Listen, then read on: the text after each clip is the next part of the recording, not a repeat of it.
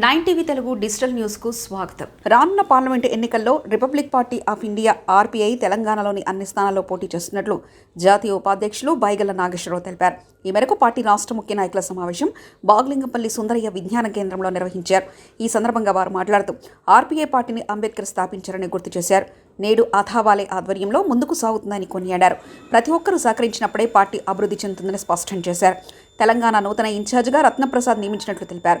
సమావేశంలో పార్టీ జాతీయ ఆర్గనైజింగ్ కార్యదర్శి ప్రభుదాస్, శివనాగేశ్వరరావు గౌడ్, రాష్ట్ర ఉపాధ్యక్షులు గడ్డి రవికుమార్, కృష్ణ, మహిళా విభాగం ఇన్ఛార్జ్ అనిత, గ్రేటర్ హైదరాబాద్ ఉపాధ్యక్షులు విపి లత, ప్రభా తదితరులు పాల్గొన్నారు.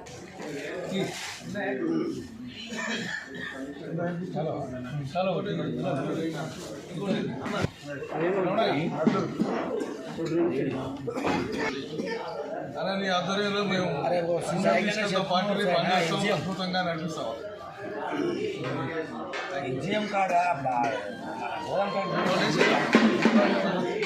బైగల నాగేశ్వరరావు గారిని ఢిల్లీ పిలిపించడం జరిగింది.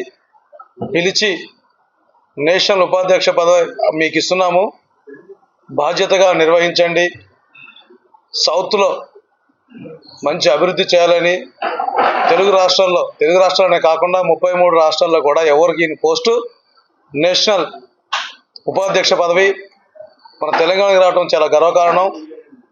ఇక్కడ టీంలో కొన్ని అవకతవకలు ఉన్నాయి, అయినప్పటికీ మేము సరి చేసుకొని నేషనల్ నేషనల్ సెక్రటరీ అయినటువంటి నాగేశ్వరరావు గౌడ్ గారు, నేషనల్ వైస్ ప్రెసిడెంట్ గారు అయిన నాగేశ్వరరావు అన్నగారిని వాళ్ళ మాటలు తప్పకుండా వాళ్ళు చెప్పే విధానాన్ని మేము అనుసరిస్తూ తెలంగాణలో పార్టీని ముందుకు తీసుకెళ్దామని జయప్రదంగా చేయాలనుకుంటున్నాం. అలాగే నెక్స్ట్ రానున్న పార్లమెంట్ ఎన్నికల్లో ఎవరైతే మా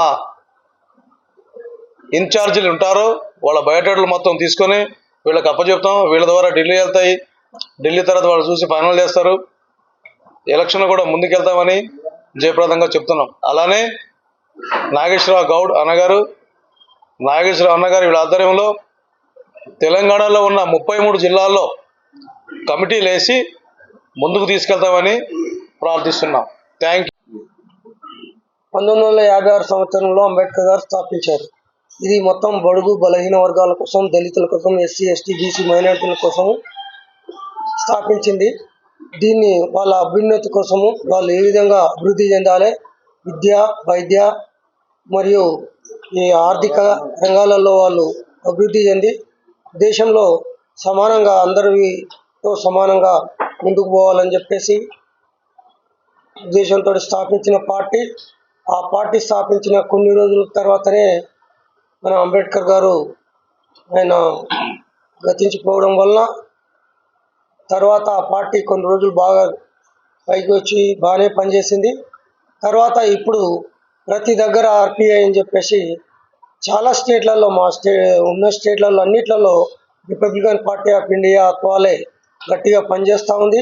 ఎంతోమంది ఎమ్మెల్యేలు ఉన్నారు, ఎంతోమంది మున్సిపల్లో కానీ పంచాయతీలో కానీ మంచి మంచి లీడర్లు ఉన్నారు. ఇక్కడ కూడా తెలంగాణలో కూడా మా దగ్గర దీన్ని బలోపేతం చేసి ఇక్కడ కూడా ఎంతోమంది లీడర్లను తయారు చేసి కొంతమంది ఎమ్మెల్యేలు, కొంతమంది ఎంపీటీసీలు, జడ్పీటీసీలు, సర్పంచులు వీళ్ళందరినీ తయారు చేయాలని చెప్పేసి బలోపేతం చేసి ఈ పార్టీని ముందుకు తీసుకుపోవాలనే ఉద్దేశంతో మేమందరం కృషి చేస్తూ ఉన్నాం.